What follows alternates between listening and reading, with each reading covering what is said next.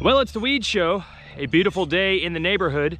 Certainly not so beautiful throughout the world, but we're gonna keep bringing you these shows because even me, a guy who's generally able to put things in perspective, to find the good from the bad because it makes a good story at the very least, even I had a tough time this week putting those puzzle pieces together. So we're gonna try to do it together by using these videos for however long it takes when we don't have actual races to talk about, and it's still brought to you by Race Tech. We're gonna hook those guys up.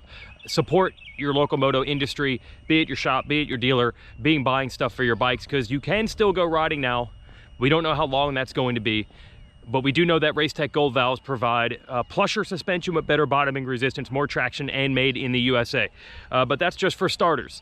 There are so many unknowns right now, and I can't sugarcoat the fact that it is rare to have a situation that is both economic and health related, feeling the squeeze from both sides, left, right, both the science side and the monetary side, right? Both the moral side and the capitalism side, both sides being squeezed.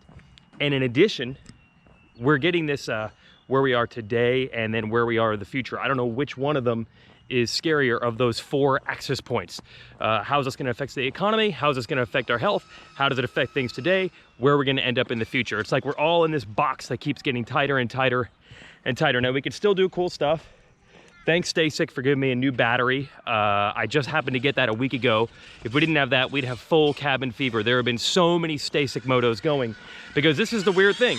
On a beautiful day like this in the neighborhood, at least where I live in North Carolina, there's only one confirmed COVID-19 case in my county. Everything rolls along pretty much like normal. You can't go to a restaurant anymore, but in the neighborhood, kids are still playing.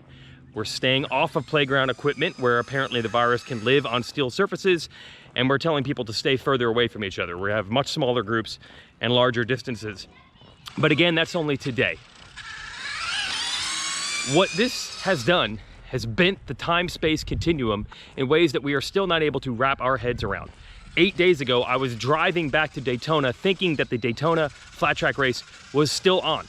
Now, normally in my life, everything is so fast-paced and changes so quickly that normally the time passes where you're like, wow, that was 3 months ago, but it feels like a week ago.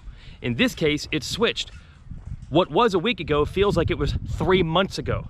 I think about where I was for the Daytona Supercross 2 weeks ago and the Daytona flat track 1 week ago. We are in a completely different world, a completely different planet, and I know that everyone's run through this scenario in their mind. It either feels like a bad dream or something out of a movie. But this is reality and we're living in it. It is so weird because in 2020, we don't really expect something like this to happen. And I know that there's all this extrapolation of this is similar to the Spanish flu, which Davey Coombs told me actually started in Kansas, not Spain, in 1918. But let's be real.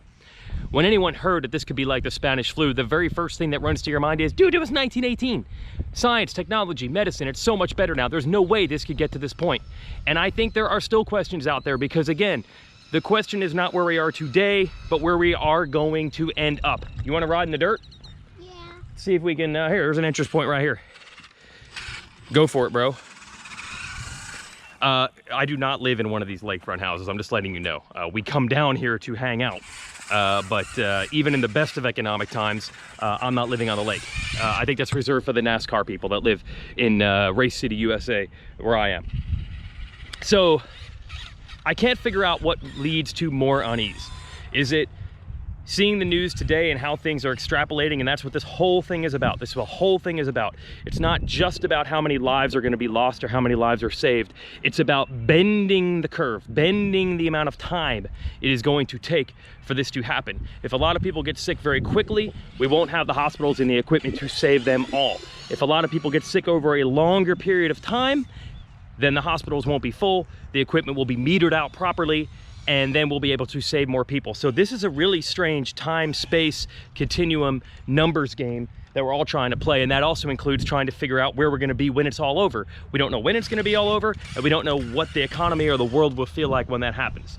So all we can do is find a few pieces of concrete information. Now, last night, MX Sports Pro Racing did announce, they're a sister company of us at RacerX here, by the way, they did announce that the Nationals, as of now, are going to start June 13th at the Florida National at WW Ranch.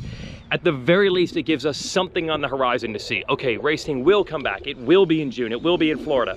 Now, to be completely honest, are we going to be in a better situation in June than we are here in March? I don't know.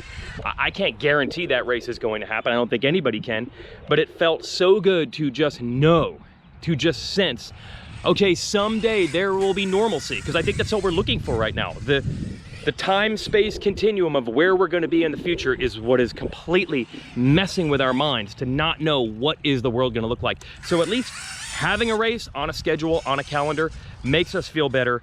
And I do know this, and I talked to, of course, my soothsayer, my good buddy Justin Brayton, and I'm like, the day I'm in a TV booth announcing a race will be the greatest exhale, the greatest sense of relief I could ever have, because then I will know if that's happening, all is back to being right with the world. Maybe some details won't be as good as they were before this, but we'll be in pretty good shape.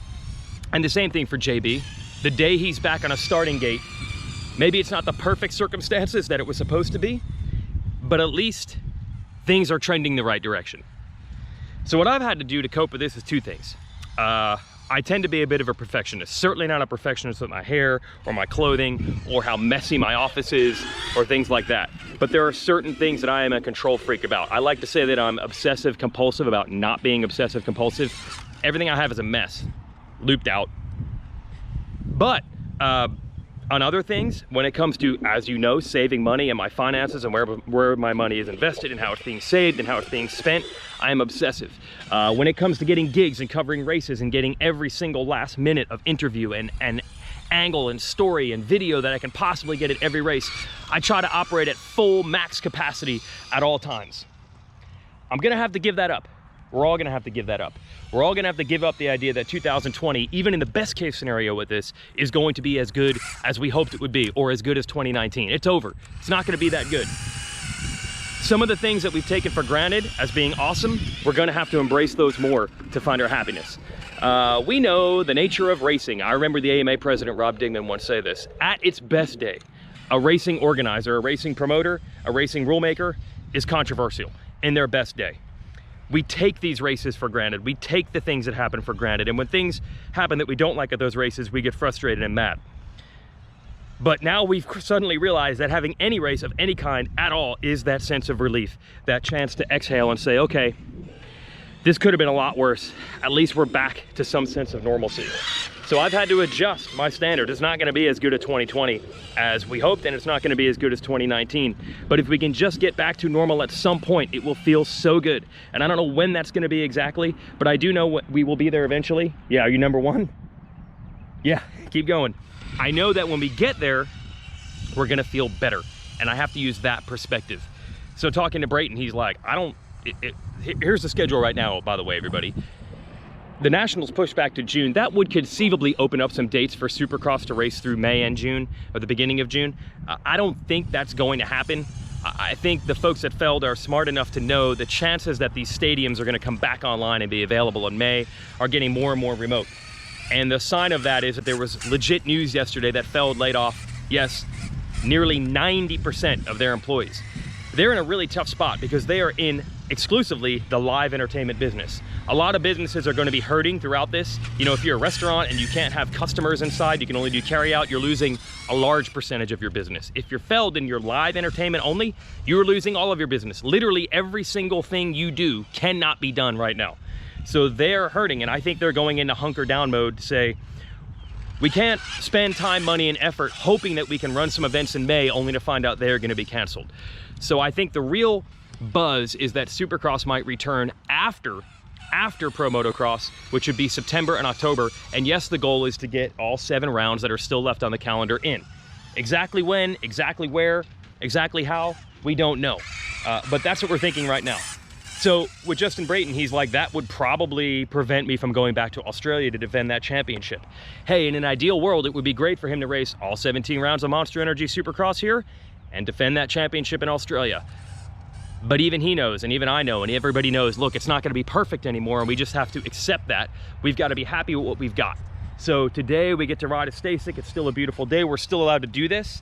I gotta take advantage of it. I gotta feel good about this. This is all we get to do right now. I gotta homeschool kids now while still doing work. My wife and I are gonna be all hands on deck. It's gonna be difficult.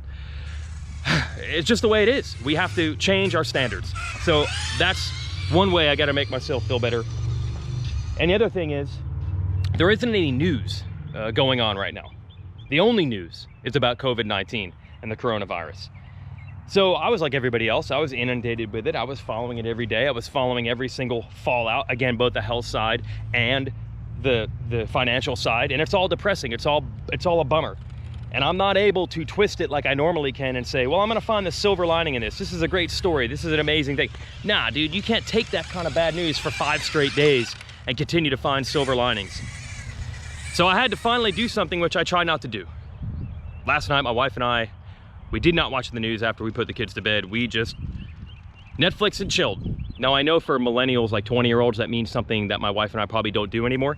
For us, it literally meant chilling out and watching Netflix. I don't know what the alternative term is. I'm not young enough or cool enough anymore. We just watched something that had nothing to do with the news. And I felt a lot better. And I went to ESPN.com, and believe it or not, they had one of their columnists still write about the basketball season this year. And he said, I know this feels weird. If you're uncomfortable with this, maybe we'll stop. I don't know what to do. Am I allowed to talk about basketball? Or is it all done? Is it all gone? But I felt good reading it. It felt good to have that escape, which made me realize, finally, sports and racing, things we like so much, which I don't think any of us can put a complete finger on what we like so much about them, it's helped me identify what it is. It's that distraction, man. We need to have those distractions. So not only we have this box of where we are today, where we're gonna be, financial, health, we also have the inability to get out of that box for however long we want to and distract ourselves to other things, because none of those things are going. So we're gonna keep talking racing. We're gonna keep bench racing. I don't know if it's appropriate or not, but it's gonna have to be, because we can't just keep focusing on this bad news every single day. Even an optimist like myself can't take that. So we got to keep talking racing. We've got to keep bench racing about it. And we're going to talk more than just schedule stuff, because that's still all affected by the coronavirus. And I feel like it has infected not only some people's bodies, but it's affected all of our minds, because we can't think about anything else but it. We need the distraction. The racing's not going to provide it, but maybe the bench racing will. It made me feel better to think about other things for once last night, and that's what I'm going to do today. So we'll have some fun here. We'll probably take out the real dirt bikes at one point, for as long as we're still allowed to do that. I don't know if the restrictions are gonna get tighter or looser. I'm not a scientist, I'm not an expert. I'm not a law enforcement agent. But you know, we gotta think about something else sometimes. Because in this box that we're in, as tight as this box is, squeezing us on all sides, that top part, where we're gonna be eventually, I do know this. Eventually we'll be out of it. Eventually this will be over. And I don't know exactly what the world will look like then, but it's not all gonna go away. It's not all gonna go away. We will have racing at some point somewhere. And you know, we had this big economic crisis in 2007, 2008. It was terrible.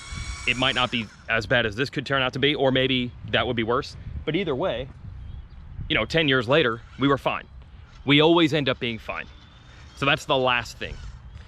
3 months at minimum to our next race, which would be June 13th in Florida, is a long time. 3 months without any racing whatsoever is a long time without distraction. It's not gonna be easy. But if you start looking at it from a broader perspective, it's maybe not that bad. So, lower the standards, stop taking things for granted, look toward the future, and look for distractions. That's the only advice I can give right now. And I'm gonna keep giving more. But now it's time to go back to riding, which is the greatest distraction of all. Do what you can, folks.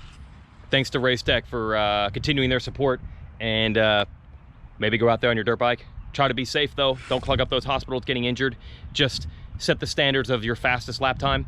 Maybe taper that down a little bit and just go out and have fun, because those distractions really do help in a time where most of the news just isn't good, man. I gotta be real.